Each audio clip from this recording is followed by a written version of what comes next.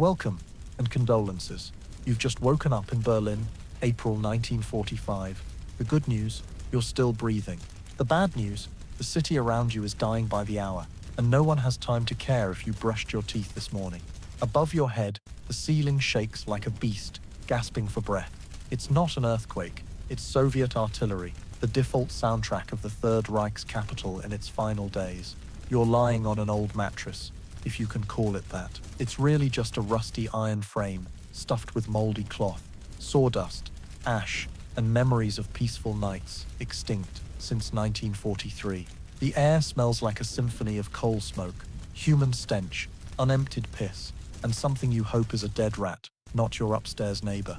You breathe, and instantly regret it. The air is thick, heavy with fear, and this fine dust probably hasn't been medically cleared by any surviving ministry. In a dazed moment, you hear frantic footsteps in the distance. Not kids playing, but soldiers signaling incoming shells. You curl up, forcing yourself to stay alert. A crumpled leaflet slips through the broken window. Bold red Russian text. You can't read but know isn't a New Year's card. Your watch died during the bombing that shook the block. Now, you tell time by explosions. If the ceiling shakes 3 times an hour, it's probably noon. You haven't eaten since yesterday, or the day before. You can't recall. Your stomach growls, but no one answers. Food is at creative levels. You've seen people cook soup from potato peels, sawdust, even Goebbels' portrait. If the frame's wooden, outside, engines roar. Not cars. Cars only exist in propaganda films now. It's a T-34 tank. As its treads grind the pavement,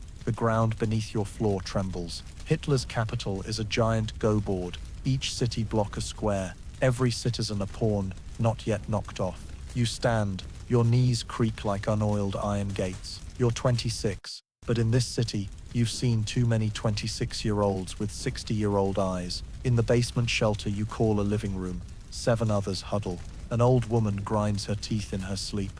A child whimpers, afraid to disturb the bombs. A man, mute since last month's bombing, just nods and stares at the wall. Everyone lives together, but no one has the strength to talk. You tiptoe to the door, avoiding rotted floorboards, not for fear of falling, but because you know dead rats lie in the cracks. On the wall, a slogan from last year, Der Sieg wird unser sein, victory will be ours, peels off like history's ironic joke.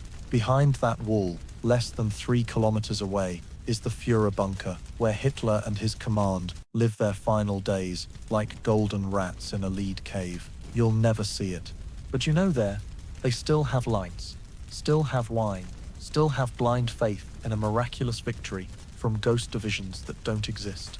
You have no light, no wine, and your faith retreated long ago, maybe with the last train west. A shout from the basement, "Get down here. Shells are falling toward Mitte." You turn and realize there's no choice, no safe, no if I hide here long enough, it'll be okay.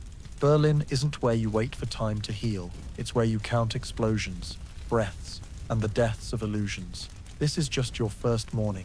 It'll only get worse, more, closer, and more personal. Welcome to Berlin, April 1945, where you don't live, you exist, and existing is a feat. Before diving deeper into the story, don't forget to subscribe and hit the notification bell to catch the latest stories.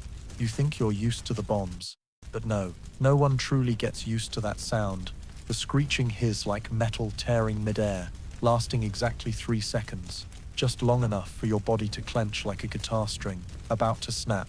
Then, boom, the ground beneath you shakes, as if Berlin swallowed a 132 shell in its gut. The walls tremble, dust falls from the ceiling, and a brick rolls from somewhere, making the old woman in the corner scream like she's possessed. It's not thunder, not a jet engine. It's Katyusha, the Soviets' legendary rocket launcher. Once you hear that first screech, it's too late to run.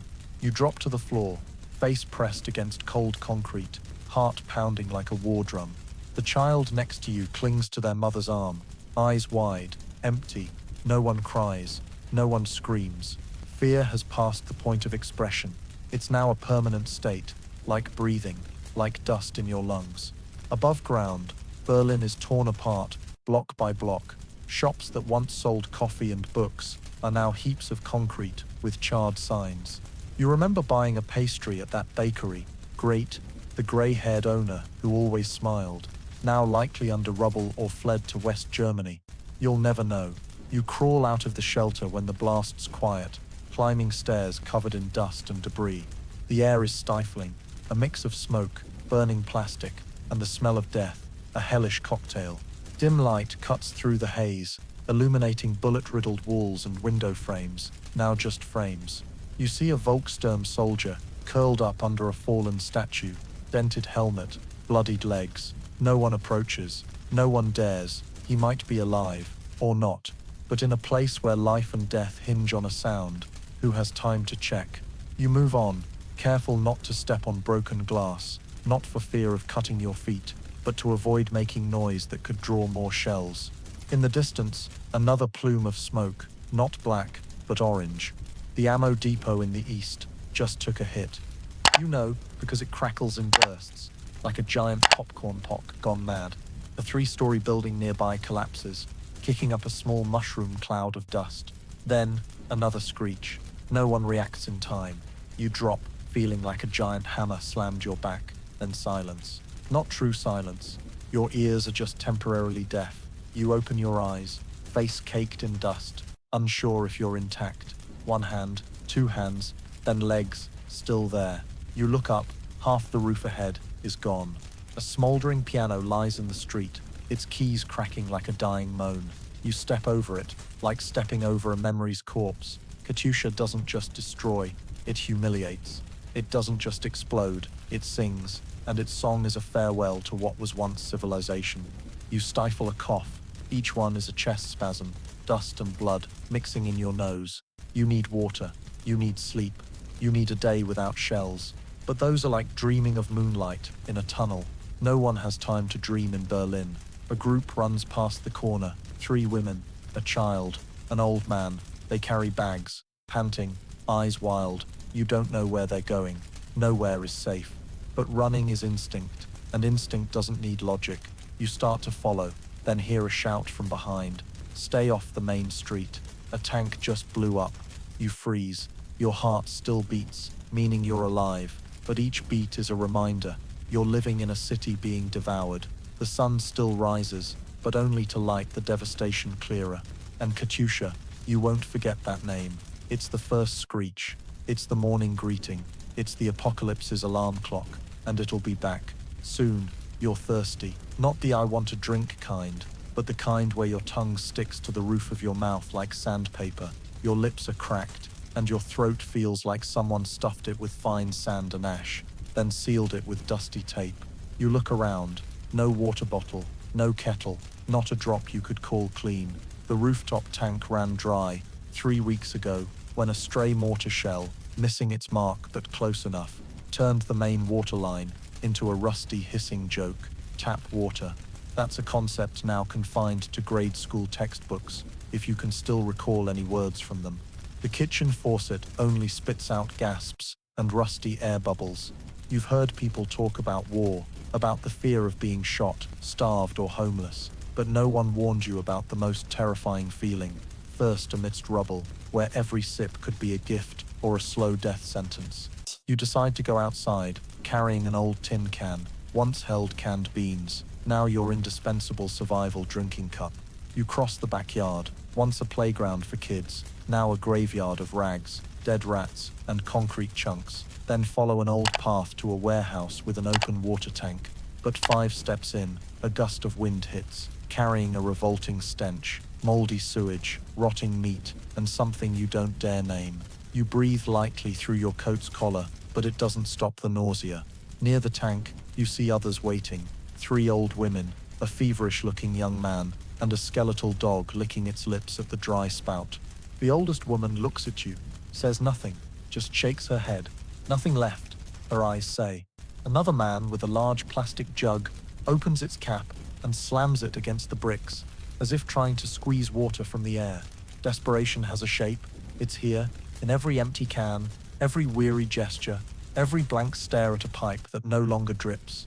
You turn to find another option. They say there's an old well in a small square, 6 blocks away, a convent well bombed last year. The water might not be clean, but it's there. You have no choice. You go, crossing streets that 2 months ago had cars and shops selling black bread and lard. Now, there's only smoke, rubble, and charred walls with tattered cloth hanging like funeral flags for civilization. You see a horse's corpse, probably someone's cart horse, sprawled in the street, its belly bloated, covered in a living blanket of flies.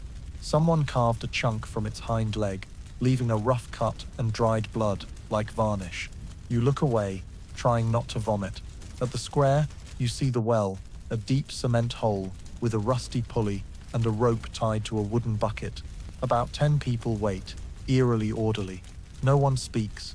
Everyone holds a bucket, can, pot, or even a shoe, anything that can hold water. You join the line, feeling the heat rise from the pavement, convincing your body to endure just a bit longer. The first person lowers the bucket. The sound of water echoes.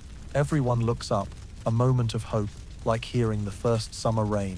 The bucket is pulled up, the pulley screeching like death's lament. It's half full, but it's water. Real water. Murky, earthy smelling, but water. You swallow or try to clutching your can like a winning lottery ticket. When your turn comes, you carefully place your can under the shared bucket. It's not much, less than a teacup, but you don't dare ask for more. You lift it to your lips, sniff, a faint fishy smell. Maybe bacteria, maybe mosquito eggs. But your parched tongue doesn't care about microbes. You drink. Each sip is a baptism, cutting through your throat like a sweet blade, smooth and warm. You feel the water spread through you, like your blood's been renewed. You never knew water, just water, could move you like this. An old woman behind you whispers, "Does it smell like corpses?"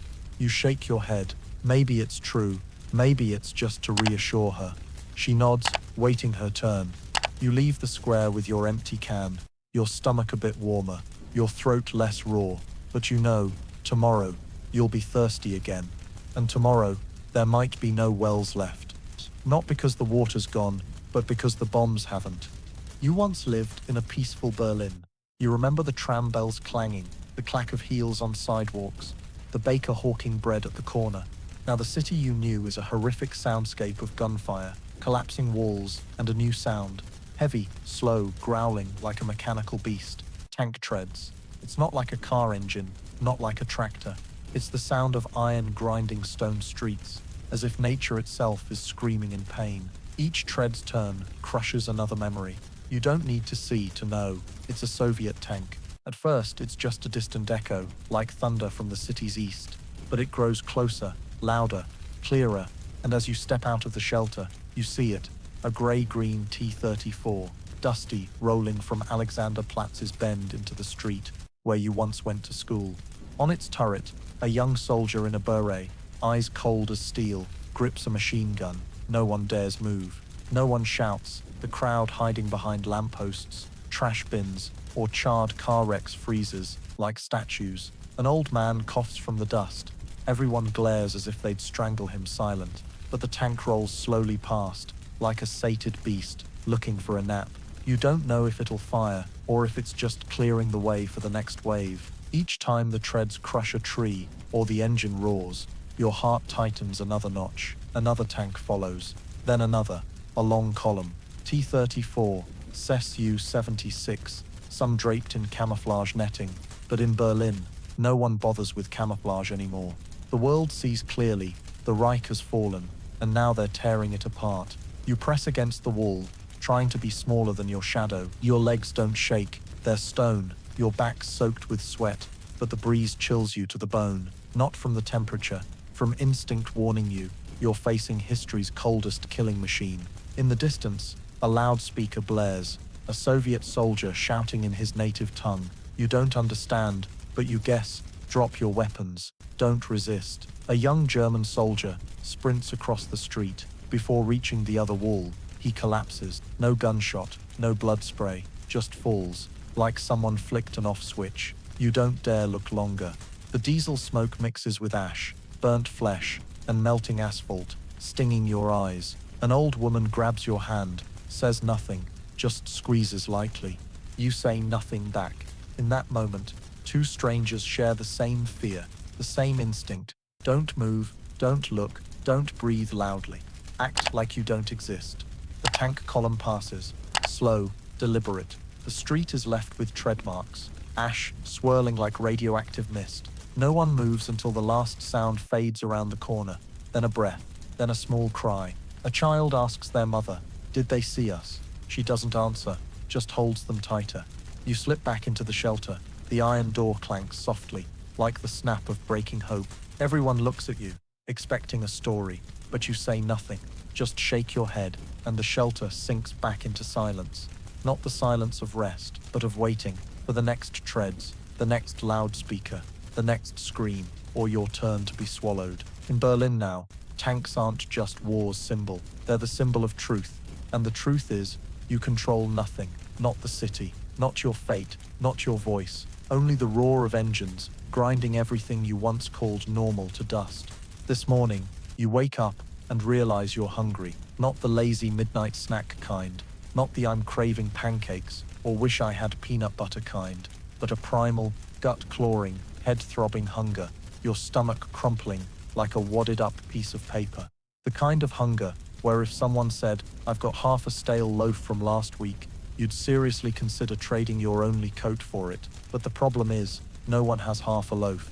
Everything's vanished from the city, as if a giant starving ghost swept through Berlin, swallowing every last crumb. You rummage through your backpack, an old tea bag, a pinch of salt left at the bottom of a can, 2 dried potato scraps saved from the last distribution. You pick them up, sigh, and put them back. You know chewing them now will only make you hungrier. You head out, groping your way toward the ruined kitchen that once fed the whole block. Now it's a pile of rubble, reeking of smoke and failure. A group's already there before you. They're breaking charred wood to start a fire. A woman sits by a dented pot, pouring rainwater in, hoping to turn a handful of some powder into soup. No one asks if you brought anything. They just glance, confirm you're hungry too, and look away. Hunger doesn't breed friendship. It breeds silent competition. You scan the area. Something moves near the rubble pile. You approach. It's a rat. A grey rat. Stumpy tail. One side singed, trembling as it gnaws a soggy piece of paper. It looks at you. You look at it. A strange moment, like two creatures facing the same reality. Equally hungry, equally scared, equally desperate to live. Then you grab a brick and smash it down. No time for guilt. You pick up the rat by your shirt's hem. It weighs about 300 grams, enough for a desperate breakfast. You bring it to the fire.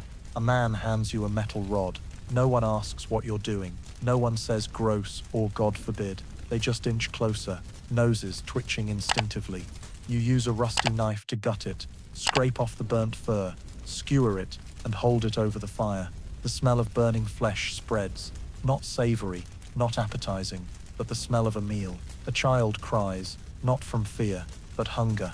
A woman turns away, but her eyes steal glances. You know you should share, but the part of you screaming inside says, "Don't. This time it's mine." When the rat turns dark brown, you pull it off, take a bite. The meat's tough, gritty, tastes of ash and iron, but it's warm. That warmth spreads to your stomach, waking up every dormant inch of your gut. You finish one side. The rest you hand to the old woman beside you. She doesn't say thank you, just bows her head, takes a bite, and closes her eyes. You look around. People are getting creative. Someone's boiling a shoe, cutting leather straps for soup. Another's scraping wall plaster for mold to ferment, hoping for something like beer. Someone's prying open an old ammo box, hoping for tinned meat, not explosives. Another group's grinding moldy bread to sift out the edible parts, meaning less green mold. Someone whispers, "I heard people are roasting books, the thick cover kind, soaked and fried." You smirk, unsure if it's sadness or creeping madness. You remember old breakfasts, black coffee, buttered bread, boiled eggs. Now, if someone offered you a stewed shoe heel with plaster powder, you'd seriously consider it. You return to your spot, wipe your hands on your shirt, and take a deep breath. Not from satisfaction, but from survival. You're alive. Your empty stomach now has something. Not enough to fill you, but enough to stand. Enough to carry you through the next few hours. And in Berlin, April 1945, a few hours is a miracle. Tomorrow, it might be rat again. or a shoe, or a book. But today, you ate breakfast. In a way, you're lucky. In another, you're living proof of how far humans will go to cling to life. And if it's a choice between starving with dignity or eating rat in silence, you know the answer. Everyone in Berlin does. You used to love rain. April rain in old Berlin was gentle, quiet, smelling of cold stone and new leaves. Now April still comes, but the rain isn't water. It's hot steel, dirt, shrapnel exploding midair and falling like the sky's wrath. Each shower carries house debris, car wreckage, human remains. And if you forget a hat, the next remains might be yours. This morning, it rains early. You're hunched outside, trying to dig a makeshift latrine with a tin spoon, when that screech sounds again, the familiar breath of hell, lasting 3 seconds, just enough to know you're targeted. You drop the spoon, dive against a wall, face to the ground, hands shielding your head, as if bones could stop shrapnel. Boom! A shockwave rips through your spine, your brain sloshing like water in a bottle, slammed to the floor. The air compresses, then bursts like a trampled balloon. You lie still, ears ringing, a fake cicada hum buzzing in your head like a broken radio. You don't dare look up. Not from fear, but because you're not sure you still have a head to lift. After a while, when the trembling fades, you exhale, sit up, and look around. The street corner, once a bakery, is now a smoking crater. The neighbor's roof is gone. A third-floor window dangles, then falls like a gate to hell pushed by the wind. You see a man, half his body hangs off a balcony, still alive, clutching his torn abdomen, eyes wide, staring at you, as if asking, "Why me?" You have no answer. No one does. You crawl back to the shelter. No one asks. What happened? They all know. Bullet rain, Berlin's new catchphrase. A young girl huddles in the corner, hands on her head, muttering, "God, God," but she's out of tears. A boy, maybe 10, hands you an oversized helmet. "My dad's," he says. You put it on. Heavy, hot, damp, but it makes you feel your skull isn't entirely alone in this bullet-filled universe. Someone whispers, they're using Katyusas with long-range artillery. Layered fire. One wave hits, waits for people to check, then the second buries them. You look at him, say nothing, just nod. It's true, bombs don't kill, hope peeking out does. You sit against the wall, back to cold concrete, head bowed, counting breaths, waiting for the next blast like waiting for your next heartbeat. Then, another screech. Someone yells, "South, the intersection," but doesn't finish before the shelter shakes. Dust floods in like a blind deluge. The oil lamp sways and goes out. Sobs, coughs, voices calling in the dark. You smell blood, plaster dust, and burning, acrid, sweet, horrific. A child coughs violently. Another whispers, "Her head, it's bleeding." You don't ask who, don't look, you just try not to scream. Outside, a building corner collapsed. You know because you hear steel screech, concrete crack, then a tidal wave of bricks. Rats scurry into the shelter. You don't shoo them. They're fleeing the same damned rain, like you. One darts past your leg, trembling, eyes wide. You lock eyes for a second. And then you realize, in Berlin now, humans and rats play the same game, hide from the rain. No one wins. You take a breath, still clutching the helmet, and understand a simple truth. It'll rain again, more, heavier, and each raindrop could end your world with a dry thud. In a city with no ceilings, no shelters, no faith, the only thing you can do is keep your head from being blown off. Literally. And if someone asks about the weather, you'd say, cloudy, light breeze, scattered showers of 152 shells. If they laugh, they still have a head to laugh with. If they don't answer, you know why. In Berlin, it rains, but no one carries an umbrella. Just helmets, concrete, and the hope to survive a few more hours. Welcome to the shelter, not the underground paradise propaganda once promised, but the gnawing stomach of a city digesting itself. There are no warm beds, no soft blankets, no privacy. There's a smell, the stench of unwashed bodies, 2 weeks ripe, wet rags, the sour reek of panic and digestive distress. There's sound, the rasp of labored breathing, the stifled sobs of children, the rustle of rats scurrying in the dark, and the low, persistent moan of someone who's lost the ability to hide their fear. You descend the narrow stairs, head ducked to avoid jutting iron beams, hand grazing the wall to keep from slipping on the slick floor. Nobody asks what kind of water it is anymore. The air in the shelter is thick, like it's congealed into invisible mud, and you sip it bit by bit, like sucking cold porridge through a clogged straw.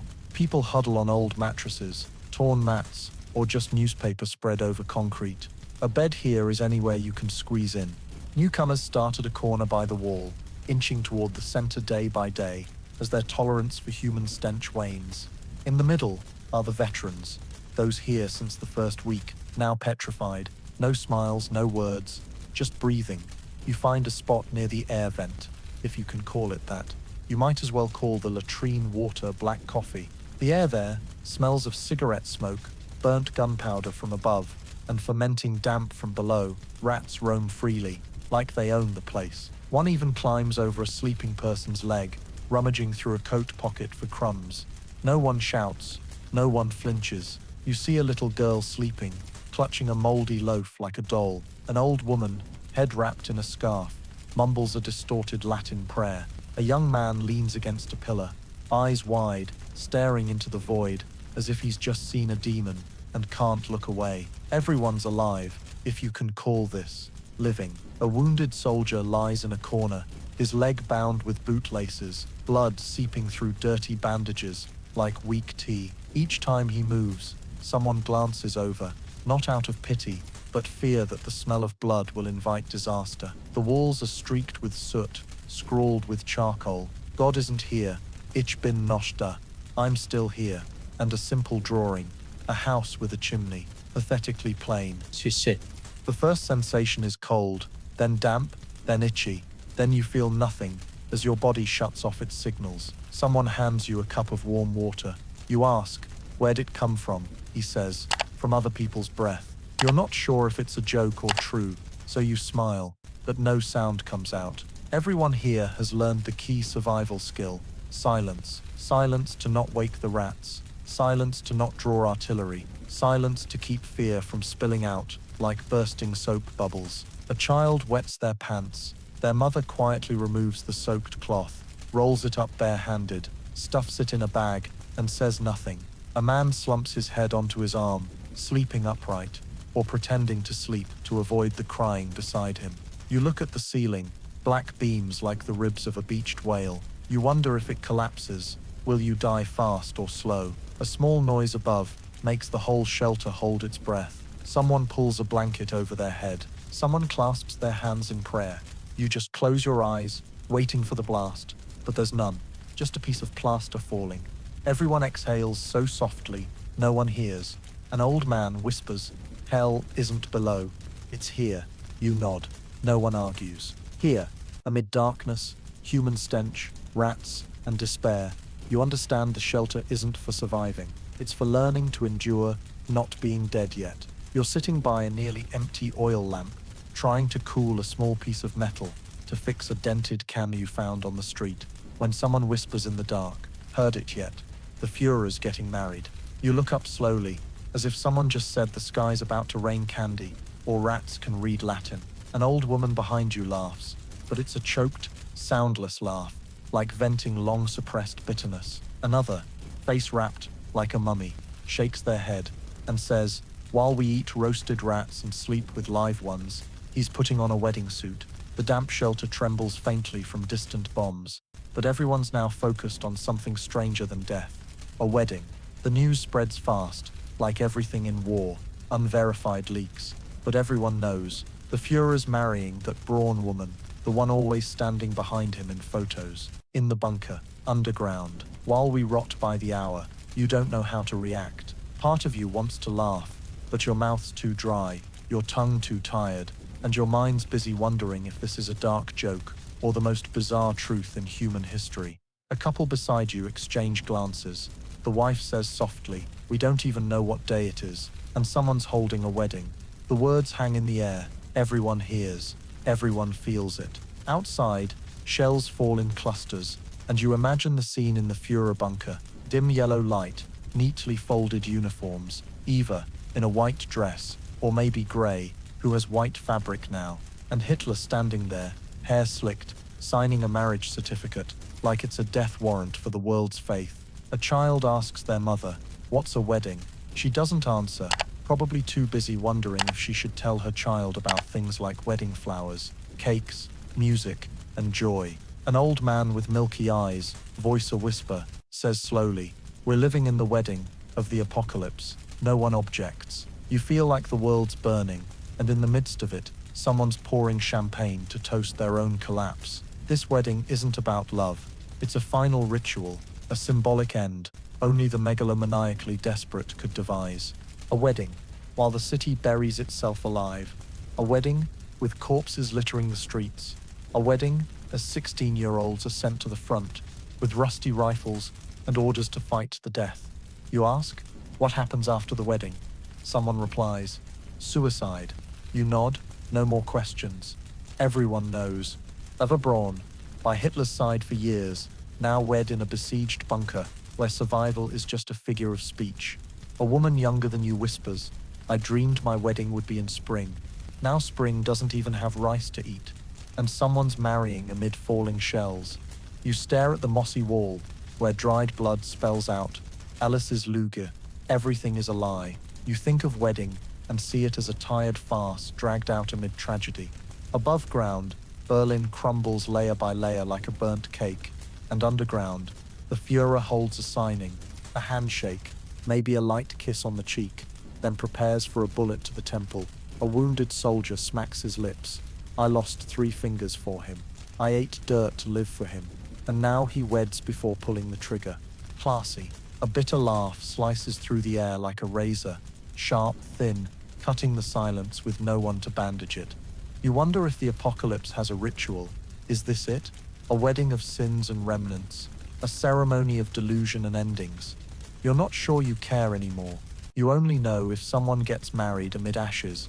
It's just to prove that, even as everything collapses, humans still pretend things are normal. But no, nothing's normal anymore. Not love, not marriage, not even a kiss under candlelight in a deadly bunker. And you, sitting in the dark with an empty stomach and a heavy heart, can only think, congratulations, Führer. Congrats, while hell blooms above our heads. You sit huddled against the shelter wall, staring at the empty can by your foot like it's a graveyard of hope. You drank your last sip of water 20 hours ago, ate your last moldy potato yesterday, and if you don't go out now, you won't need to come back tonight. The problem is, going out isn't just opening a door and stepping through, it's a death ritual, a gamble with an unseen soldier lurking behind a broken window, eye pressed to a scope, finger on the trigger, heart as cold as tank steel. Soviet snipers, you've heard of them from whispers in the shelter, from brief stories cut short by bomb blasts. One shot to the forehead, someone said. No sound of a gun, just a head hitting the pavement. Another told of a child who ran out for water, never came back. When her father looked, he found only her bucket, upturned in a pool of blood. You don't know how much is true, how much is fear spun into tales, but you know one thing, it's real enough to make you hesitate. Yet you have to go. You tie a scarf around your neck, a reminder this trip might not have a return. You check your pockets, nothing but the empty can, and a crumpled paper with a recipe for turnip peel soup, as if that memory could keep you alive. You climb the rotten wooden ladder out of the shelter, its creaks sharp like needles in your nerves. The hatch opens to the dim light of an overcast day, not clouds, but war dust clouding the sky. Each step onto the street is a step into the domain of a skilled reaper. You hug the wall, back pressed to it, eyes scanning second and third floor windows, where light seeps through brick gaps, perfect spots for a scope. Every window is a potential barrel waiting for you to breathe too loud. You move slowly, heels barely touching the ground, clutching the can like a shield. You know the rules. Don't stand in the open, don't run fast, don't cast a clear shadow. But what you don't know is if they're watching you. Worse than being shot is being watched without knowing. You reach a corner and stop. This is where a man dropped dead yesterday, just as he peeked out. They say his eyes stayed open, as if he didn't realize what happened. You swallow, but there's nothing to swallow. Your eyes dart across the street to the old food distribution post, where there might be a sack of flour or a can left. The problem is, Reaching it means crossing 7.5 meters of open road, no cover, no shade, a deadly stage. You take a breath. The air is dusty, dry, cold like metal. You step out. 1 step. 2. Your heart pounds. Your ears hear nothing but your blood screaming. 3 steps. 4. A small pop sounds you don't know what it is.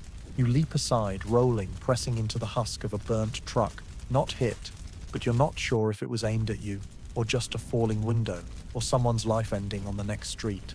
You wait. 10 seconds. 20. No one calls. No one shoots. You crawl to the food post, its door ajar, reeking of rot. You don't know if anyone's inside, and don't want to. You poke your head in, move fast. The floor is littered with torn bags, empty cans, dead rats. You search under a table, behind a shelf, a tin of meat, rusty, no label. You shake it, something sloshes inside. You stuff it in your pocket, no time to check.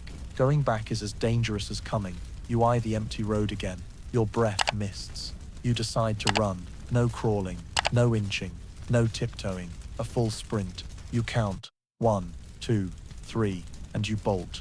Your feet slap the stone. The can in your pocket clanks. Your coat flaps. You're too loud, too visible, too alive. Then silence. No gunshot, no bullet, no blood. You cross, slam into the opposite wall, sliding to the ground like a sack of mud barely spared. You breathe, then laugh. Not loud, not long, but a laugh, because you survived. In this Berlin, surviving a trip outside is like death patting your shoulder and saying, "I'm busy today, I'll come back tomorrow." You stand, return to the shelter, where rats still scurry, people still huddle, and rumors spread like a virus. As you descend the steps, someone asks, "Find anything?" You show the can, the dented, unlabeled tin, heavy like a false promise. Everyone stares at it, like it's gold. No one asks if it was worth risking your life. They already know the answer. In Berlin, stepping out is a game of chance, and the sniper's card is always in someone else's hand. But you beat it. For today at least, night in Berlin is unlike any night you've known. No gentle moonlight, no amber street lamps, no murmurs of people or radios humming from third-floor flats. Night now is a solid mass, black as dried ink, heavy as a city's final breath. There's no light at all, not for saving power. There is no power. The grid collapsed with the first bombardments. The power plant smolders. Street lights lie broken like matches, crushed under boots. The few remaining bulbs hang silent on ceilings, like blind eyes with nothing left to see. In the shelter, people turn down oil lamps, if they have any. Some light candles, but candles are a luxury, shared in stubs like cigarettes. You carefully light a wick dipped in pork fat, its faint glow flickering like the will to survive in those sheltering here. You look around, faces distorted by shadows, eyes catch the light like feral cats. No one speaks. The only sounds are breathing and stomachs gurgling, quietly begging for rescue. A child cries out, quickly muffled by their mother's hand, not for fear of disturbance, but of detection. By whom you don't know. Maybe Soviet soldiers, maybe German ones, maybe desperate civilians ready to kill for a crust of bread. In the dark, everyone's a potential enemy. You lean against the wall, your thin coat no match for the cold, but you're too used to it to complain. Outside, the night is quiet, but it's the kind of quiet that drives you mad. No cars, no voices, no bombs. For now, that silence is like a predator lurking in the bushes, not gone, but waiting for the right moment to pounce. You sit in the night, hand touching the tin with your last drops of water, then pulling back, knowing drinking won't fill you. Someone whispers a story, a fairy tale, no beginning or end, as if to remind themselves that bedtime stories still exist. An old woman murmurs prayers, each word sinking like it's caught in quicksand. An old man with matted hair clutches a rosary but no longer prays. Maybe he's run out of things to ask for. You hear rustling, rats again. They rule the night, protected by darkness. They don't fear humans anymore. They know they're the stronger side. One scurries over your foot. You don't move. Another person swings and misses. No one laughs. No one cares. Tonight, no one counts time. No clocks, no bells, no one knocking to say, "Time for bed." Everything blends into one. Hunger, fear, silence, cold, and longing for light. But light doesn't come. No dawn is guaranteed.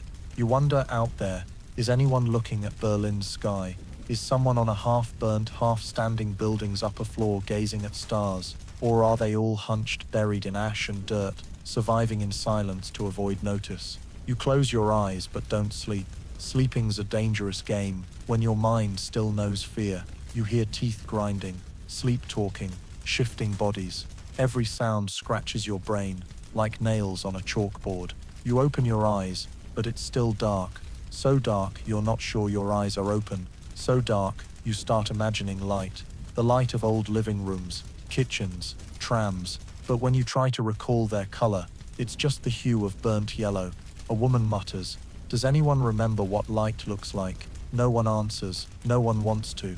Because if you speak, if you dare describe light, you'd have to admit, it's gone. Berlin, once ablaze with signs, spotlights, and propaganda, is now a vast dark cave, holding trembling shadows. Night has fallen, and there's no light left, only people, and their shadows. And what remains between light and dark? You. You have the photo, and every morning you check it, like checking yourself, still intact, meaning you still have someone to remember, even if just a memory. Someone says, "If I die, don't let them bury me nameless." But in Berlin now, identity is the last thing anyone cares about. You die, you're just another body in the rubble, uncounted. And if someone photographs you, it'll be your last. Not a funeral photo, not a memorial.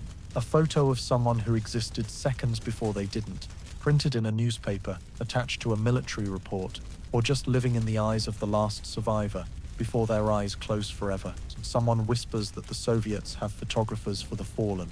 Others say German soldiers are collecting IDs to erase traces. You wonder, if someone snapped your picture as a shell hit, would they see anything in your eyes? Fear, resignation, or just emptiness? Or, you look around, everyone has that look.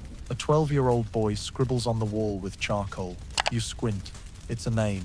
Just a name. No birth date. No quote. Just Carl. As if he knows that if someone survives and sees it, they'll know he was here. You stand. Step outside. The cold wind and dry air scraping your face like a razor. The whole block is an open graveyard. Collapsed walls, burnt cars, doors, gaping like shattered skulls. A man slumps on a bench, blood-dried, eyes open, like waiting for a goodbye. No one speaks. You walk on, not sure where. Everywhere leads to danger. But you walk because you're still breathing. You walk because staying still would drive you mad. You think of the photo in your pocket, wonder if you should leave it in the shelter or keep it with you. If you die on the street, will anyone check your pockets? Will someone keep the photo? Or will it blow away with the thousands of other memory scraps fluttering through this city? You turn back, sit on the cracked steps, hand clutching your pocket, and whisper to yourself, "If tomorrow's the last day, at least today I still have the photo." In Berlin, sometimes surviving isn't about life or death. It's about holding on to something long enough to prove you once had something to lose. And your last photo, maybe tomorrow, maybe now, as you sit here watching the world collapse, might be the only proof someone somewhere still remembers you. You just dozed off for a few minutes when a pounding on the door hits like a hammer. Not artillery, not a collapsing building, but a deliberate rhythmic knock, the scariest sound in war. A Volkssturm soldier pokes his head into the shelter, his coat disheveled, eyes sunken, mouth dry as burnt paper.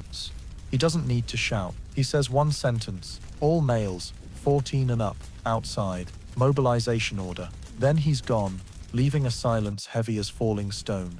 You look around, no one dares say no. Some shrink back, some start to cry, but everyone knows if you don't go, they'll drag you out. Maybe your father, maybe you, maybe anyone who can stand. You're 14. Yesterday, you were a hungry kid, hiding a moldy bread scrap under your shirt. Today, you're a soldier. No oath, no flag, no music, just a red armband shoved into your hand, a rifle as old as history, and a curt order. Hold the line. Defend the homeland. Shoot anything in red cloth. Your trembling hands grip the rifle. It's heavy, cold. It smells of death, or maybe of the last person who held it. You don't know how to load it. No one teaches you. The man who gave it to you just says, "Stay behind the wall. Aim at that building. When you see a shadow, pull the trigger. If you don't, they will." And so, you go to war. Not a glorious front with German flags waving amid cheers. A charred street, covered in dust, bodies by the gutter, and you crawling on damp ground like a caterpillar dodging a boot. Another kid's beside you, maybe Franz, from the next block, blonde, always throwing rocks at cats, now also wearing a red armband, holding a rifle, silent. No one talks anymore. The real soldiers are holding the center, while kids like you are the first layer of cannon fodder. You're given one clip, 9 rounds. 9, not enough for target practice, but enough to die if you misfire. Artillery rumbles on. Thick smoke clouds the streets. You lie behind rubble, eyes on a window ahead, heart pounding like a drum. You think of your mother, the broken porcelain plate from last year, the fever you thought was death. But today, death doesn't come in dreams. It comes through a barrel, a shadow darting past, the distant eraser shout like a trumpet, calling death. You hear gunfire, a body falls, a bullet whizzes by your head. You don't scream, you don't cry, you just pull the trigger. You don't know what you hit, don't know if anyone died, but the rifle's recoil jars your shoulder like a broken bone. You stay down, breathe.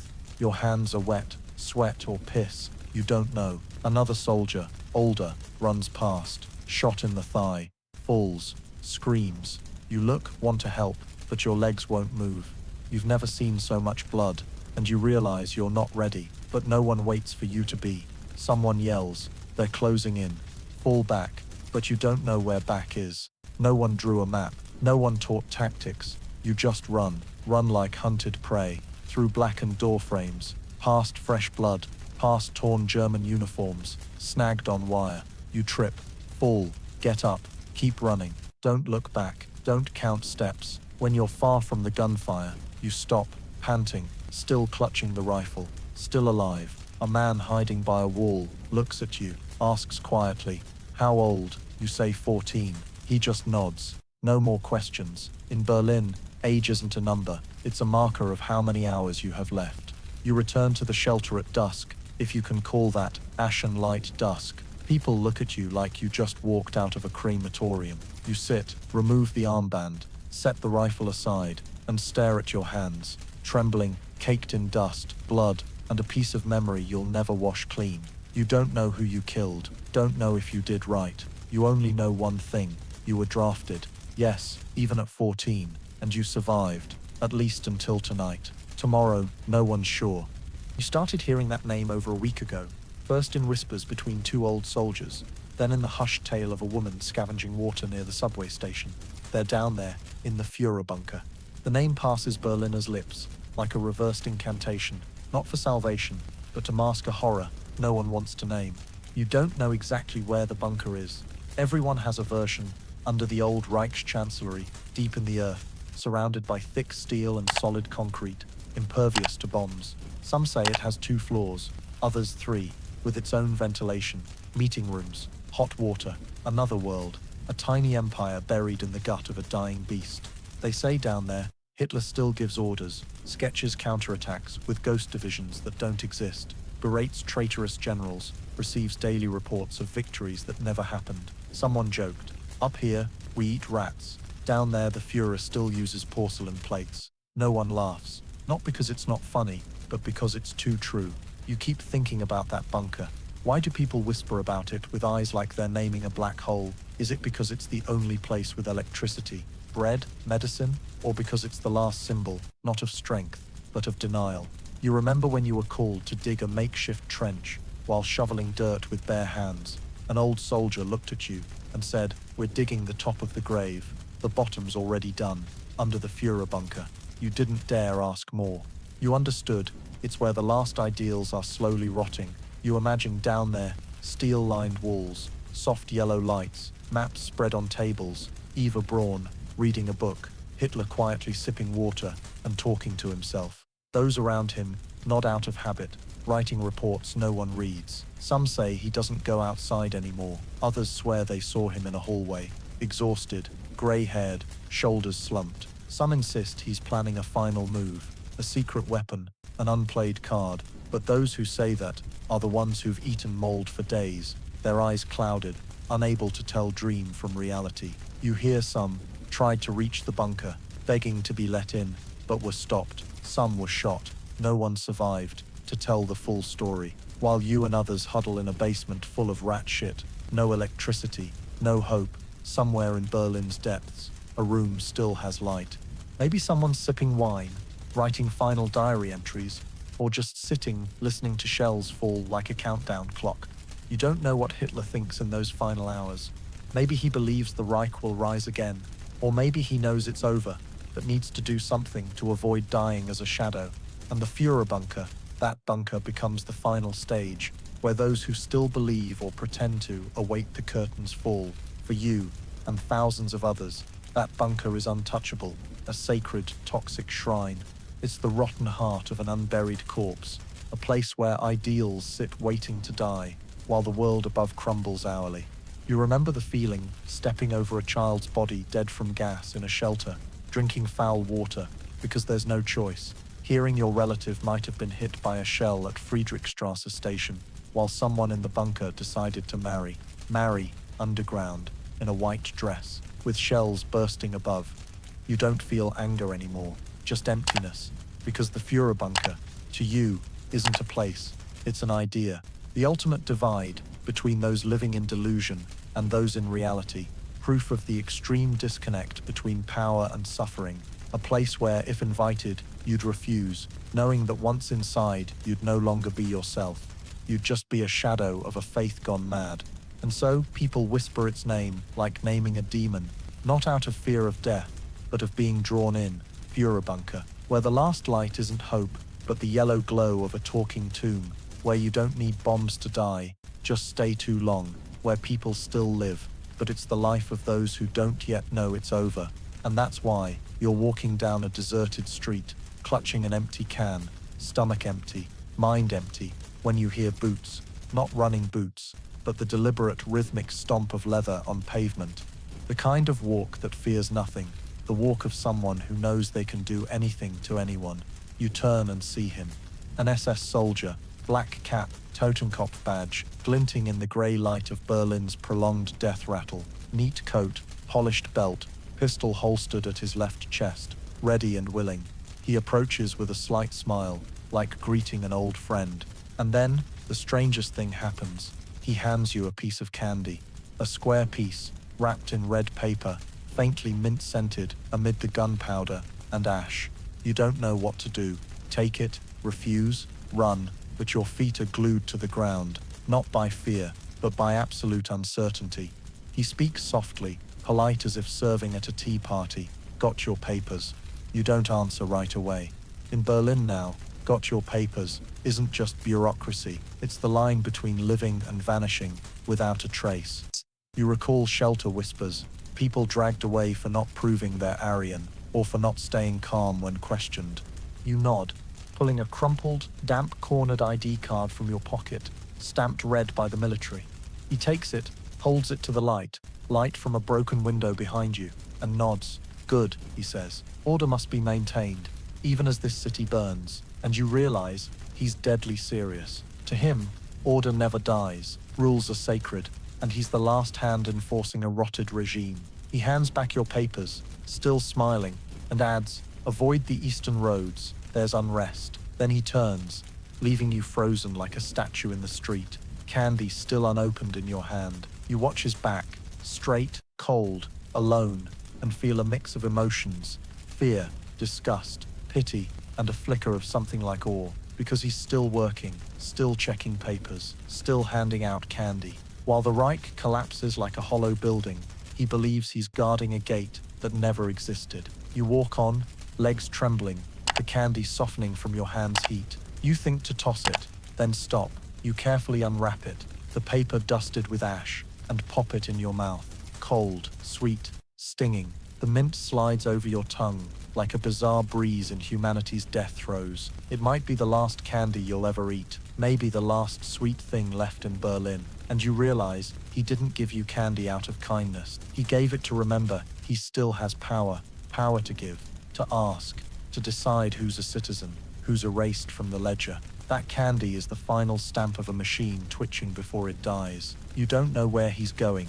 Maybe to the bunker, maybe to the front, maybe to a private shelter, with a radio, whiskey, and useless tactical maps. But you know one thing, he'll keep checking papers until the last bullet. You swallow the candy, the cold spreading down your throat, part mint, part realization that next time, it might not be candy. It might be a question with no choice. What's your name? Whose side are you on? And then, no papers will save you. No sweetness will erase the consequences. You walk on, heavier than before, the candy gone, but its aftertaste lingering, like the final bite of a past both sweet and toxic. In Berlin, April 1945, sometimes you survive, not because you're stronger, but because your papers are valid. And sometimes, the candy in your pocket is the last proof you're still worth asking for a name. You start hearing that word more than bread or water, suicide. At first it's whispers, like wind hissing through shelter cracks. They say the Miller family did it all at once. Then Mrs. Richter down the street says if the Russians come before she can flee, she's got a vial of pills in her cloth bag.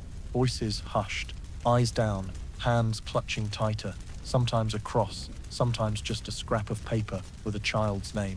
In the shelter, no one speaks loudly, but everyone knows something's being prepared. Silent as night, steady as breathing, scarier than bombs.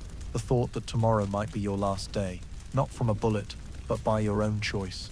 You sit against the damp wall, palm gripping a cold stone in your pocket, testing if you can still feel. The girl to your right, once an art student, no longer speaks. Yesterday, she whispered to someone, "I have a way, painless. I read it in a book." No one asked what, no one wanted to know. Each person holds their own escape, like an emergency door opened once, and no one else gets to walk through. You remember fearing death. Now, what chills you isn't death, but the thought that death might be the rational choice. When drinking water tastes of thin blood, when food is insects, when hope's so worn you only dream of a clean, decent, private death. You scan the shelter, everyone's weighing it. The old woman fingers her rosary, eyes oddly dry. The young soldier sharpens a rusty knife. The 16-year-old boy, picking weeds yesterday, now stares at the floor without blinking. Someone asks you, voice soft as a breath, if it comes to that, would you? You don't answer, not because you don't have an opinion, but because you're scared of your own answer. You once believed you'd fight to live, no matter what, but now, living isn't continuing. It's dragging, holding a starving body through days like dragging an unburied corpse. And so, you start thinking, just thinking about ways. They say cyanide's fastest, but who has cyanide now? A bullet to the mouth. If you have a gun, a knife takes courage, and you're not sure you could stab yourself. Hanging, no rope, jumping, no buildings left with floors. You laugh. Dry, dying needs conditions, resources, planning, while living just needs enduring. You realize this, and shudder. An image flashes. You slumped in the shelter's corner, eyes wide, still clutching your old photo. Who'd pick you up? Who'd know you had a name? Or would you be buried under rubble, dust like thousands of others, with no last words? You press your hand to your chest, heart still beating, each pulse a motion of life, not yet surrendered. You recall yesterday, a child running up with half a roasted potato. You ate, they smiled. That's the only human thing left. A gesture, a smile, a moment unclaimed by war. And you wonder if you die, will you see that moment again? Is it worth it? You're not sure, but you know that question will haunt you. Every night, every hunger pang, every distant shell. It doesn't shout. It whispers, like shelter voices, like memories, like choices. And one day, when you sit alone in the dark, hands cracked, mouth parched, heart slowing, that question will come again, not to scare you, but to ask directly. Still want to keep going, and you'll have to answer.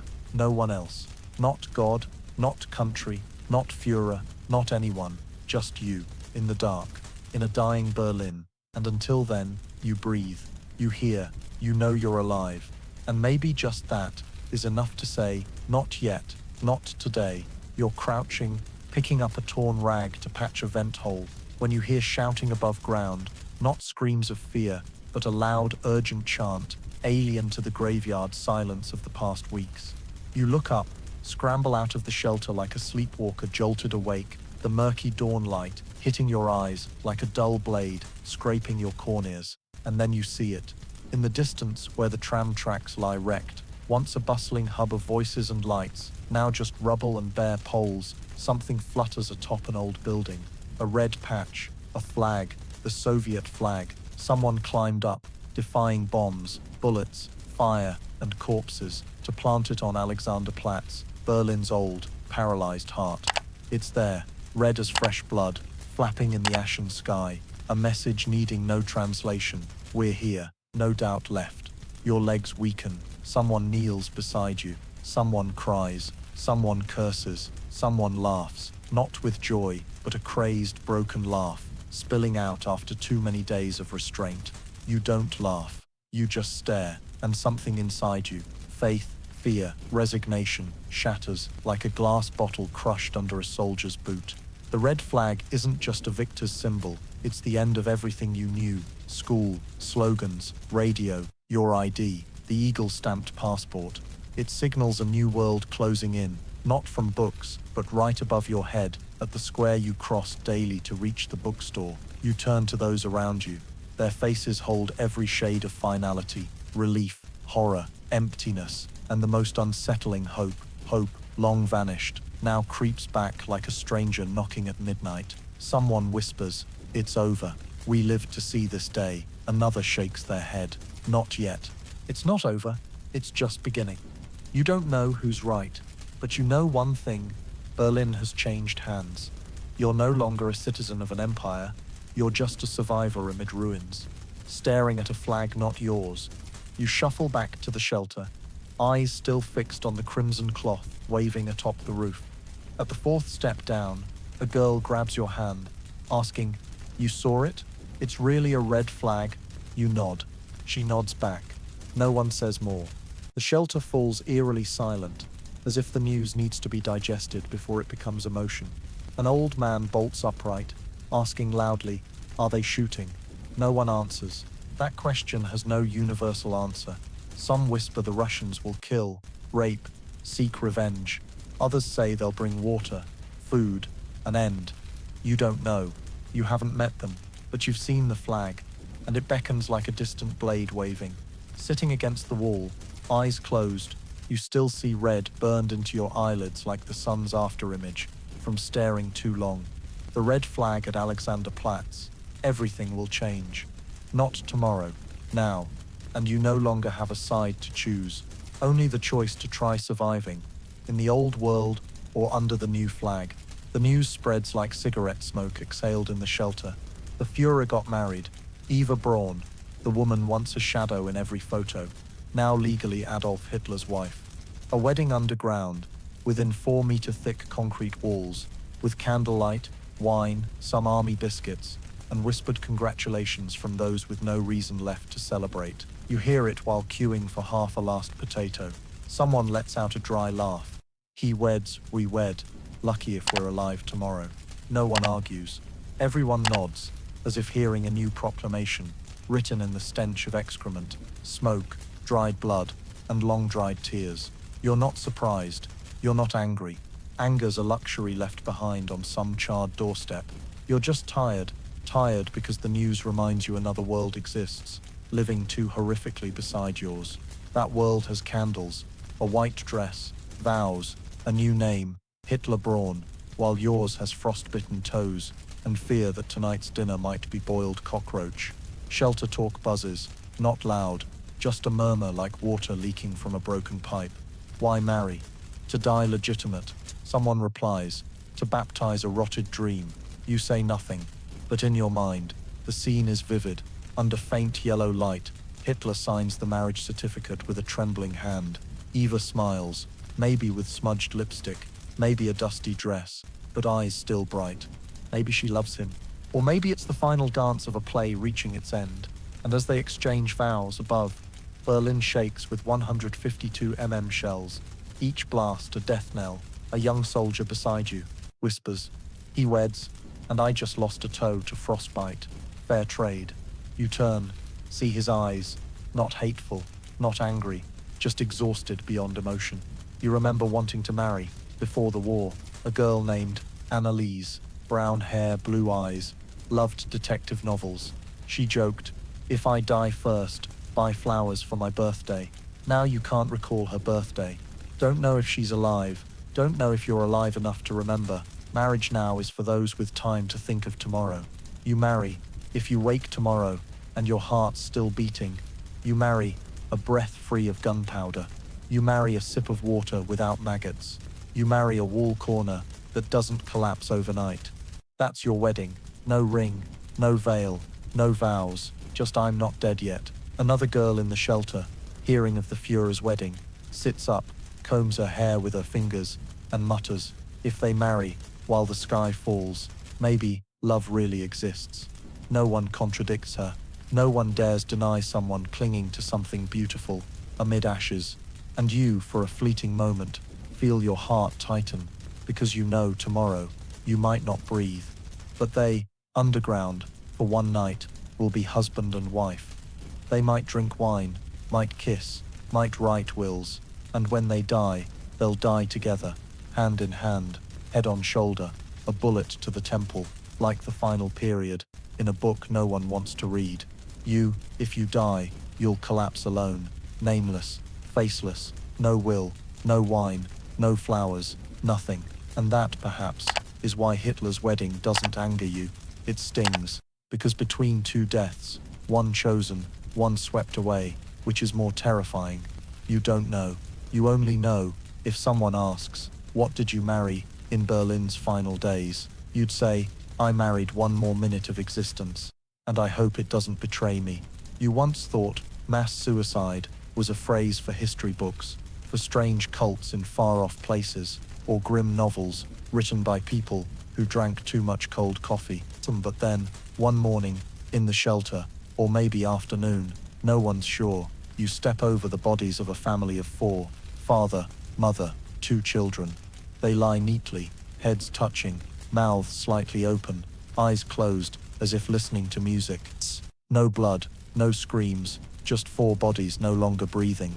An old man says quietly, sleeping pills, strong ones. Someone asks softly, where'd they get them? A shrug, black market. Dr. Ritter's pharmacy was looted last week. No one cries, no one shouts. You just stand there, your heart like a long-sealed room, thick, stale, suffocating. A child in the shelter asks their mother, where'd they go? She replies, home. No one corrects her. Because it's easier that way. Then you hear, a whole apartment block across the street. 12 people swallowed pills last night. Some left a note. We don't want to be humiliated. Don't want to see dirty boots trample our memories. You don't know who they mean. Russians? The regime? Their own conscience? Maybe all of them. The news spreads fast. Like everything in Berlin now. The couple in your shelter, who shared a blanket with you last night, didn't wake this morning. They left a line scrawled in charcoal on the wall. We chose to end it while we're still human. You don't dare look at the writing long. You're afraid it'll burn into your brain, haunt your heart. You turn away, but memory won't let you forget. Silent deaths, no resistance, no screams, just no more wanting. And that refusal, when it spreads, is like a disease, caught through eyes, ears, the acrid smell of pills, and above all, the feeling there's nothing left worth waiting for. You see a young man folding scraps of paper, writing his family's names on the back of an old photo. You see a girl rolling white powder in a handkerchief, eyes empty. You hear whispers, know a quick way? Got a blade left? Can we get pills from the old clinic? Those questions are now as common as asking for directions, water, or news. They're daily talk. You once thought death happened to you. Now you see, death can be a choice, and many are choosing, not because they're weak, because they're spent, utterly spent, to where even fear lacks the strength to hold them back. You wonder, will you think like them? Will you plan, weigh options, search, take notes, or will you keep living, not out of belief, but habit? Someone says, dying now still has dignity. Wait a few days, and it's just shame. That shuts you up. You never thought of death as having an expiration date, but in Berlin, everything has a limit. You feel the shelter's air shift. It's no longer a refuge, it's a waiting room. People look at each other with strange eyes. Who's next? Who's ready? Who's hesitating? Who's secretly hoarding their final dose? You sit in your corner, staring at your faintly trembling hands, not from cold, from realizing mass suicide isn't a metaphor anymore. It's reality, a chain reaction, a silent, unstoppable wave. It's the mute manifesto of those who won't be forced to live in this world 1 second longer. And you, stuck in the middle, aren't sure who you are. Someone who'll go, stay, or watch it all, and live with it. You swallow hard, again, like swallowing the cold creeping from your soles to your neck. You're still alive, but you know with each passing minute, that's a choice, not a given. And sometimes, that choice weighs heavier than a gun. This morning, you don't wake to bells or your stomach's growls, but to another sound, a deafening, growling chaos of relentless gunfire right against the wall, as if someone's tearing the city apart with iron claws. You bolt up, rush from your coal storage sleeping corner, only to see the south wall blown open, a hole big enough to show the street where your sidewalk once was, now a front line. Street fighting has arrived. Not a rumor, not a distant echo, but a red-hot, explosive, shrieking reality, stinking of blood and burnt metal. Your house, once home to a small flower pot, a green-painted door, family photos on the wall, is now a makeshift defense post for 2 young German soldiers, their machine gun on your dining table, windows barricaded with wooden chairs and a torn mattress. One glances at you, growling, "Get down.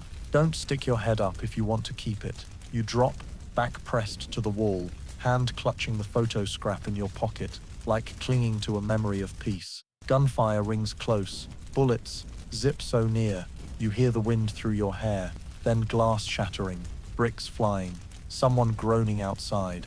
You peek through a wall crack, see a figure with a red flag collapse, shot in the leg. Seconds later, others fill the gap, shouting in Russian you don't understand, only feeling their fury and resolve. A grenade lands in the yard, rolling under the table before exploding. The room shakes like it's been shoved a few inches. Plaster dust falls like rain. You cough, roll aside, mouth full of grit and blood. Whose blood? You don't know. One soldier screams, firing wildly out the door, while the other drags an ammo box from the suitcase where your mother kept plum jam. You want to yell, "This is my house," but you know no one cares. A house isn't walls, tables, or stoves anymore. It's a tactical position, a sniper's nest, a shell for a desperate gunfight between people with nothing left to lose. You crawl back, aiming for the bathroom, the only place with an intact wall, and shut the door. The mirror's still there. You look, see your face, ashen, eyes wide, mouth dusty, forehead caked with dried blood, an expression you don't recognize. Maybe fear, maybe emptiness. Outside, the gunfire shifts rhythm, mortar shells. You hear a pop, then the ground trembles. Someone shouts in German, they're closing in. Prepare to fall back, then footsteps. Quick, stomping on stone. The front door bursts open. Someone falls. Gunfire erupts again. So close your eardrums nearly tear. A bullet pierces the wall, hits the bathroom sink, porcelain, exploding like fireworks, shards cutting a small line under your cheek. You don't cry out. You've no strength to. You just clutch your head, curl into a corner, muttering, don't, to whom you're not sure. Maybe the next grenade, maybe fate. Then silence, an unnatural kind. Not because the fighting stopped, because everyone's holding their breath. Not because the fighting stopped, because everyone's holding their breath. You hear wind through broken windows, the red flag flapping, then boots. Not German boots, rubber, thick, heavy, Soviet boots. Someone speaks in Russian, low, steady, unhurried. Then bang, a single shot. You don't know who was hit, but you know someone didn't surrender in time. The gunfire fades, footsteps move. They might be checking rooms. They might enter the bathroom. You might be next. You sit still. Your hand grips a broken mirror shard, not for defense, but to feel you're still holding something. Outside, Berlin keeps exploding, but your house, once home to your parents' wedding photo, a rocking chair, a flower vase, is now a front line, and a front line has no owners, no guests, no peace, only blood, smoke, screams, and the truth. The house you were born in is now where people shoot each other until no one's left. You're sitting with your back pressed against the bathroom wall, breath short and sharp like a fledgling trapped in a chimney, when you hear it, the sound that, for weeks, came only from far off, from shelter whispers, from crackling loudspeakers, from half-finished nightmares, Russian voices, but this time, not from a radio, not echoing from a distance. This time, clear, deliberate, so close you can feel the breath of the speaker. Russian voices right outside the door.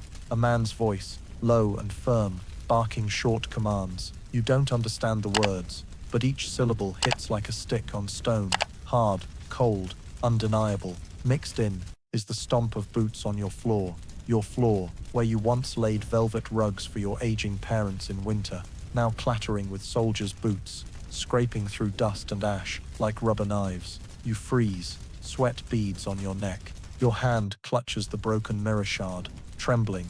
Another voice speaks, Russian too, but softer, like reporting something. You hear a rifle butt tap, lightly on the dining room table. Then a glass breaks. Maybe they knocked over something. Maybe the old vase, or the family photo. You want to sob, but you don't dare. Everything in you stops, except your heart screaming, "Don't open the door. Yet. Don't open the door. Don't." You can't even recall if you locked it. The bathroom door is thin wood, hinges loose, lock rusty, not built to stop anyone, especially someone with a gun and the power to kill. Outside, the Russian voices pause for a second, then footsteps approach, slow, steady, as if they know you're here. You grip the mirror shard tighter, its edge cutting your palm. Blood trickles, warm, but painless. Fear drowns everything. A shadow falls under the door, someone standing inches away, separated by mere wood. A breath, another Russian sentence, slower, like a question. You don't understand, don't answer. You bite your lip, trying not to make a sound. Then a knock, soft 3 times, evenly spaced. Not pounding, not breaking, just knocking, as if they're unsure anyone's inside.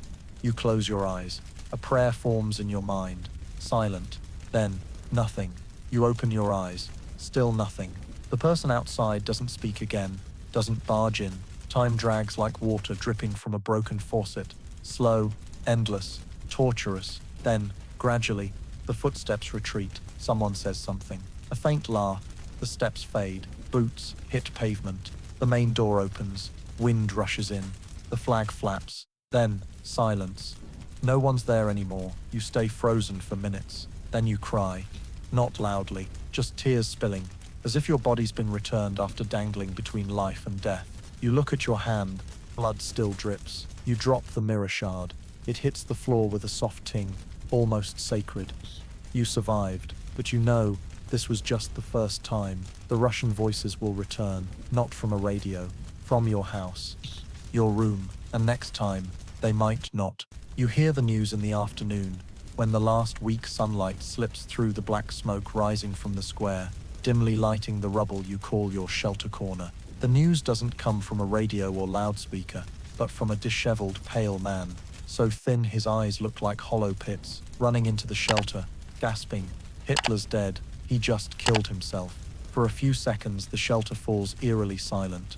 No one reacts as you'd expect. No applause, no tears, no cheers, just a pause, like someone snuffed out the last candle at a month-long funeral. Then someone in the corner asks dryly, "So what?" No one answers. You sit, hearing your heart beat, wondering, "I'm still alive. Does that mean anything?" In a world turned open graveyard, where every brick might hide an unburied body, where any door could be kicked in by a gun, does the death of one man, even the Führer, mark anything anymore? You still recall Hitler's eyes in propaganda photos, fierce, hands slashing down, like he controlled millions' fates. Now he lies underground, head shattered, beside his wife, of less than 2 days. An empire ended with a bullet to the temple, in a dark bunker, 4-meter thick concrete, unable to block reality. But you're still here, still breathing, still shivering from cold and fear, still licking drops from a rusty pipe, because your throat's dry as ash. Still alive,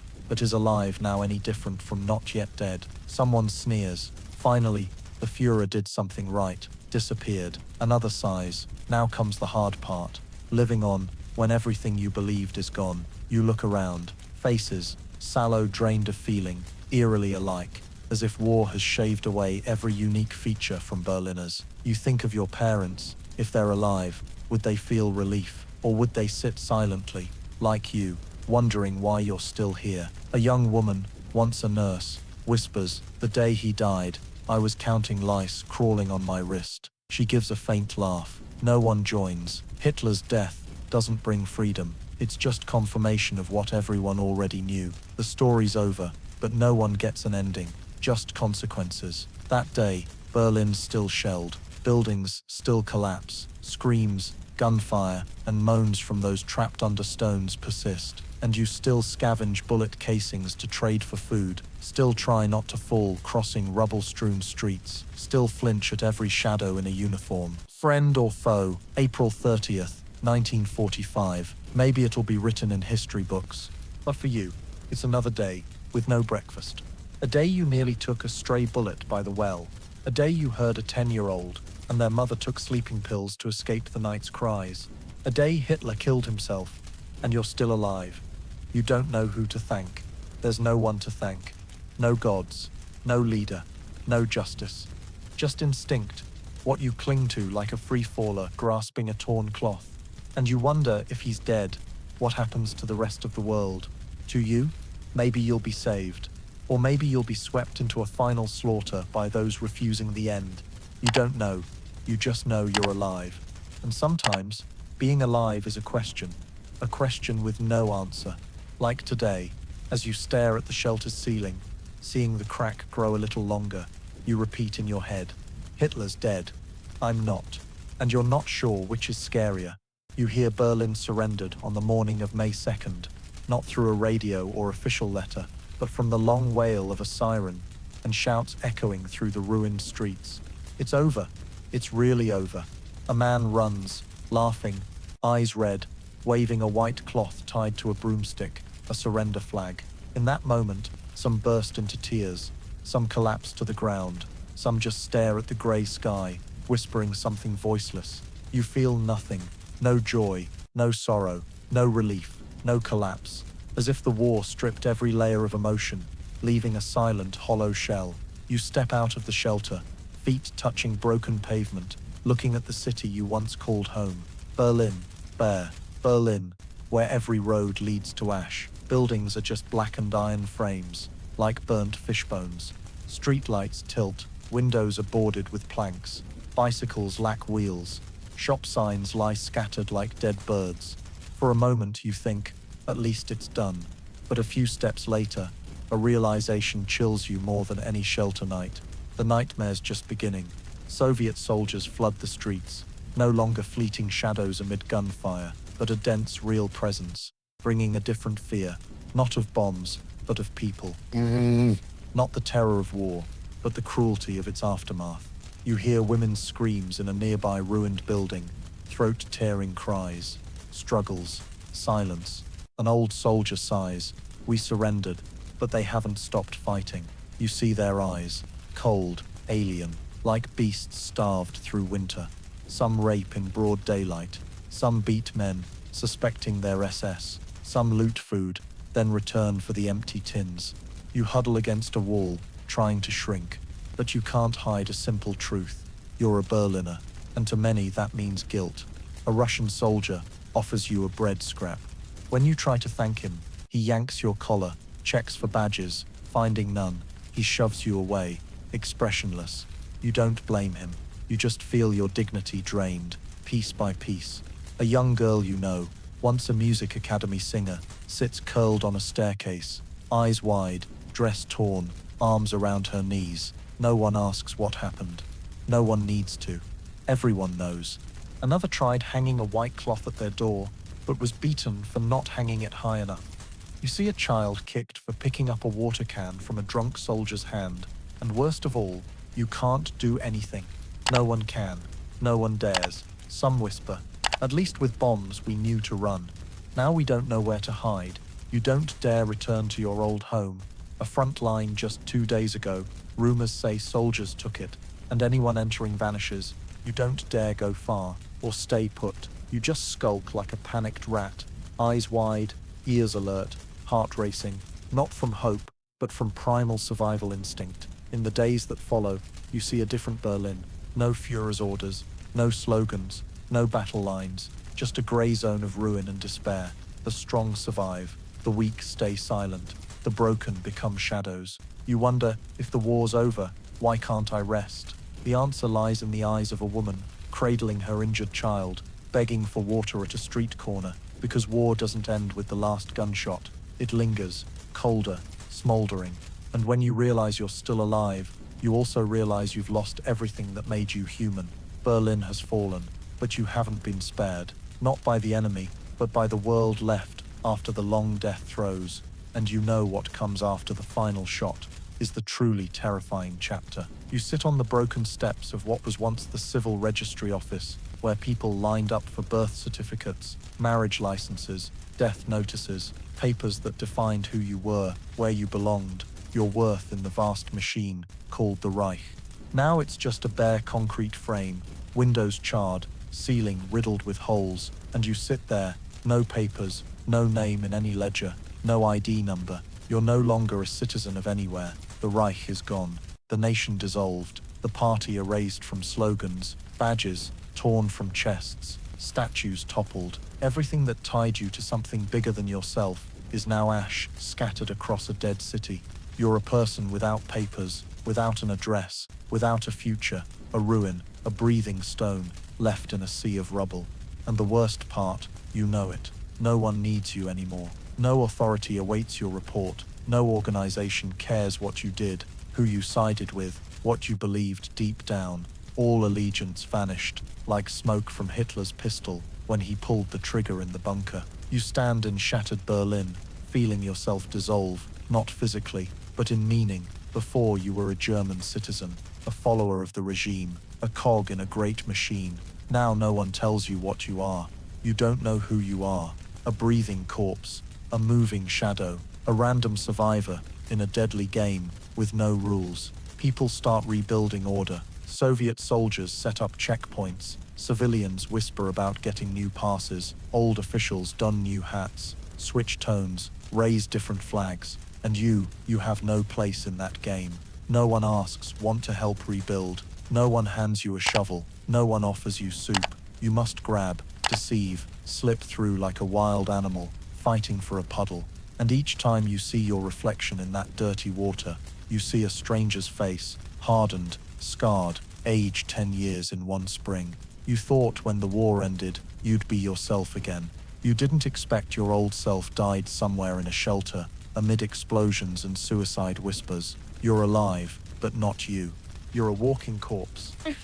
Living proof of something no one wants to recall. You meet others, like you, sunken eyes, hunched backs, fingers shriveled like twigs.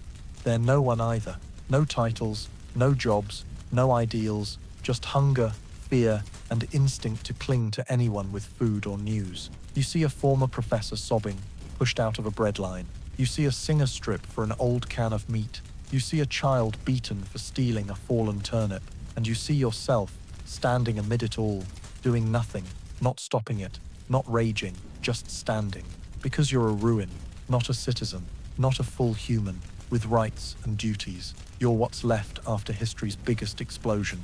A fragment, neither picked up nor discarded. You try writing your name in a relief ledger, but your hand shakes. The letters scrawl like a panicked cat scratches. They look at you, say, "This name's not on the list." You nod, right, because you're not on any list anymore. And you realize this is the freedom no one wanted. Freedom to belong nowhere. You look up, see Berlin grimly reviving under others' feet, and you know a new generation will rise. New flags, new schools, new songs, and you sit on the city's edge, where no one looks back, like a cracked wall, not yet torn down. You're no longer a Reich citizen, and this world has no place for someone who's just the shadow of a dead dream. You're still alive. Every morning you wake up, if you can call, opening your eyes in a half-buried, half-exposed garbage pit, breathing air, thick with old smoke and dead rats. Waking up, you find yourself still breathing. Your heart still beats, though sometimes so slowly, you think it left with humanity's sanity. Ow. You can move your fingers, stiff as wood, and take a few steps before your knees creak like old doors. You're alive. But one afternoon, as you chew a rock-hard bread crust, someone tossed from an aid truck, you wonder what's the cost. The price of existing in this wasteland. How much have you paid? Oh, What's left? Your family, father, mother, sister, vanished in the war, like film reels, cut mid-scene. No bodies, no graves, no goodbyes. You've grown so used to it, you don't try to recall their voices, because the more you do, the more your gut twists. You once had a room with a window facing chestnut trees, a dark wooden table, a slightly slow clock. Now you sleep under a broken ceiling, on ground as cold as people's hearts after the war.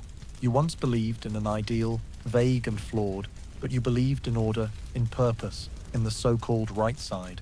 Then you saw children's skulls shattered by shells, soldiers from both sides raping and looting, old people hanging themselves with frayed ropes to avoid a dawn under a new flag. And you realized, right or wrong are just labels slapped on corpses. You once had self-respect. You thought you'd die before lowering yourself.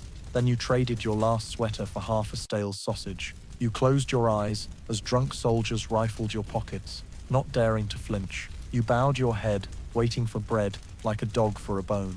Bit by bit, you peeled yourself away, stripping dignity for one more day of movement.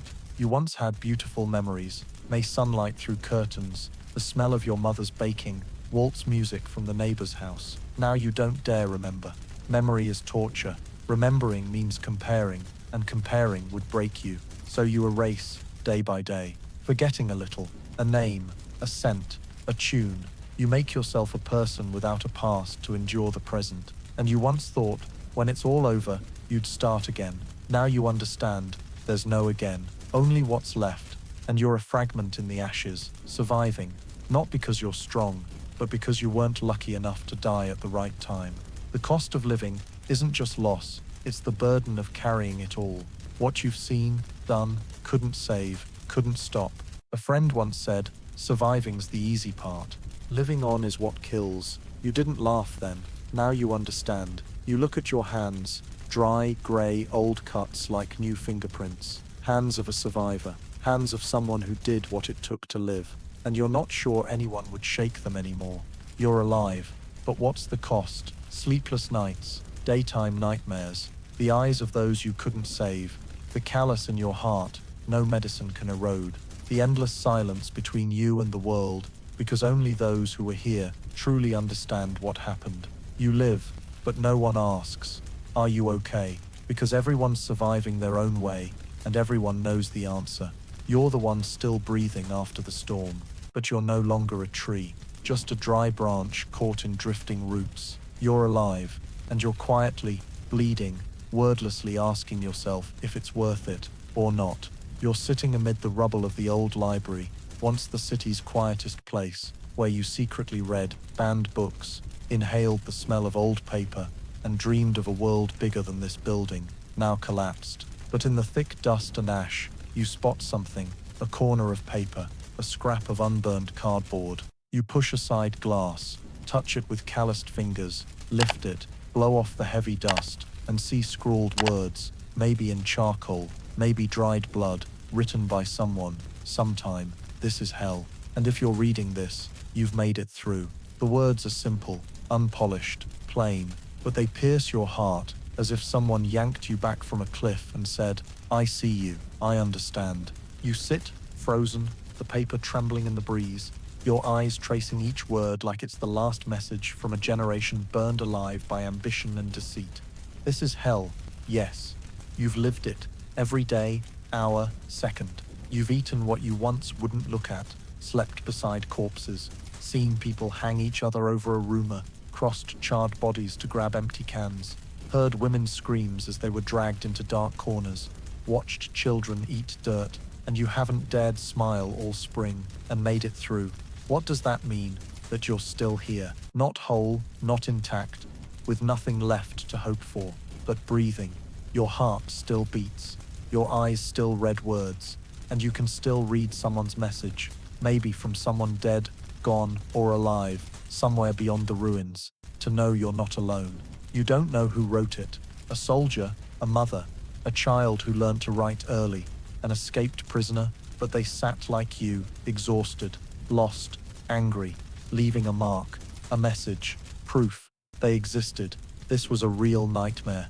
And if anyone survives, please remember, the cost was real. You tuck the paper into your coat, not to keep, but to carry, like a new passport, replacing all the papers you lost. This is hell, and I made it through. No one honors you. No victory trumpets, no medals for surviving. No cameras capture you emerging from the shelter after surrender. But in the silence of a city coughing back to life, the voices of the dead echo from every brick, shard, and smoking wall. We were here too, and we know surviving isn't winning. It's continuing. It's proof. Evidence of a hell that swallowed a city and spat out people like you, shattered, but not vanished. You stand, your back aches like it's been stabbed, your feet are numb as stone, but you walk, not because you know where to go, because you can still walk. And each step is a message, to someone, to the future, to history, to yourself. This is hell, and you somehow made it through. You, the breathing ruin of a collective madness. From now on, every heartbeat tells the story. Even if you don't speak, survivors don't need to shout, just keep living. That's the strongest statement. Death didn't take everything. Darkness didn't win. Hell, however deep, didn't swallow all. You nod to yourself. No one sees. No one needs to. You're not living for an audience anymore. You live for the whispers buried in the rubble. And today, as you tuck that paper against your chest, you know it won't save you. But it says what you can't express. It's a nameless tombstone for a graveyard without graves. And you're the last one standing amid the ashes, able to read it. And remember, the story you've just experienced, surviving Berlin in the final days of the Third Reich, is not just a haunting historical recounting, but a painful, vivid reminder for modern life, especially in America today, where peace, freedom, and comfort are so taken for granted that many forget their fragility. In the story, you saw a person, once a full citizen, stripped of identity, status, even dignity, reduced to a surviving ruin belonging to no one. This reflects a profound lesson: citizenship, freedom, and democracy that Americans possess aren't immutable or eternal. They must be preserved through historical understanding and courageous dialogue, especially in times of political turmoil, social division, and information crises. When you witnessed people in the story staying silent before evil, ignoring injustice, and gradually losing their ability to choose, you're forced to ask, if faced with polarization, violence, or manipulative propaganda in your own country, would you recognize the early signs? Would you speak up or choose silence? The story isn't just about war's hell, but the collapse of community when people forget truth, cling to delusions, and accept silence as an escape. In American society today, where people have access to information, the right to vote, and the ability to debate, the clearest lesson is, don't take human rights for granted. Cherish, protect, and boldly use them before you're forced to survive in a world where alive only means not yet buried. If this story feels worth remembering, please subscribe to join me in exploring more forgotten pages of history and the people who survived hell. Thank you for staying until the end. See you in the next video, where we'll walk through another dark chapter of history.